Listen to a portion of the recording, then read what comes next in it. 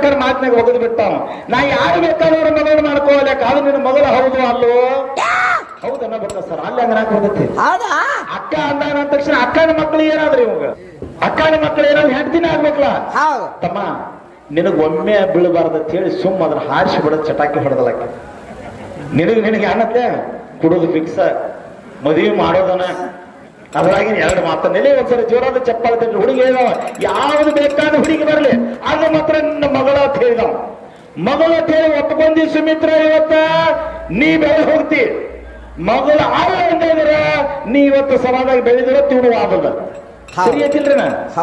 ಮತ್ತೆ ಅಕ್ಕ ಅನ್ನಂದ್ರೆ ಬ್ಯಾರೆದವ್ರ ಮಾಡ್ಕೋದ್ರು ಸುಮಿತ್ರ ಅಕ್ಕಾಗಿ ಏನದಕ್ಕೆ ಮಗಳ ಹೊಟ್ಟಿಲೆ ಹಡಿಲಿಕ್ಕೆ ಆಗ್ತಾ ಹೋತ. ಆದ್ರ ಹೊಟ್ಟಿಲೆ ಹೊಡೆದ ಮಗನಿಗಿಂತಾನು ಬೆನ್ನಿಗೆ ಬಿದ್ದು ಮಗ ಹುಟ್ಟಿದಕ್ಕಿಂತ ಶ್ರೇಷ್ಠ ಅಂತ ಗಾದಿ ಮಾತಂತೆ. ಇಲ್ಲ ಈ ಗಾದಿ ಮಾತು ಮುರಿಬೇಕು ನೀ ಈ ಸಂಧಿಗೆ. ಹೌದ್ರಿ, ಹೊಟ್ಟಿಲೆ ಹುಟ್ಟಿದ ಮಗನಿಗಿಂತಾನು ಬೆನ್ನಿಗೆ ಬಿದ್ದು ಮಗ ಶ್ರೇಷ್ಠ ಅಂತ ಜಗಾಲ ಸುದ್ದಿ ಸಾರ್ತಾರ. ಅದಕ್ಕ ಬೆನ್ನಿಗೆ ಬಿದ್ದ ಮಗನನ್ನ ಏನ್ ಮಾಡ್ಯಾರಪ್ಪ ಅಂತ ಕೇಳಿದ್ರೆ ಜಗನ ಸುದ್ದಿ ಸಾರ್ತದ. ಹಂಗ ಹೊಟ್ಟಿಲೆ ಹುಟ್ಟಿ ಮಗಳನ್ನ ಕೊಡ್ಲಿಲ್ಲ ಅಂದ್ರೂ ಬೆನ್ನಿಗೆ ಬಿದ್ದ ಮಗಳನ್ನು ಕೊಟ್ಟು ಅದ್ರ ಹೊಟ್ಟಿಲೆ ಹುಟ್ಟಿದಕ್ಕಿಂತ ಮಗಳಿಗಿಂತ ನನಗೆ ಶ್ರೇಷ್ಠ ಅಂತ ನೀನ್ ನಡ್ಕೋಬೇಕಾಗಿ ಜೋಡಿ ನಡ್ಕೋತಿಲ್ಲ.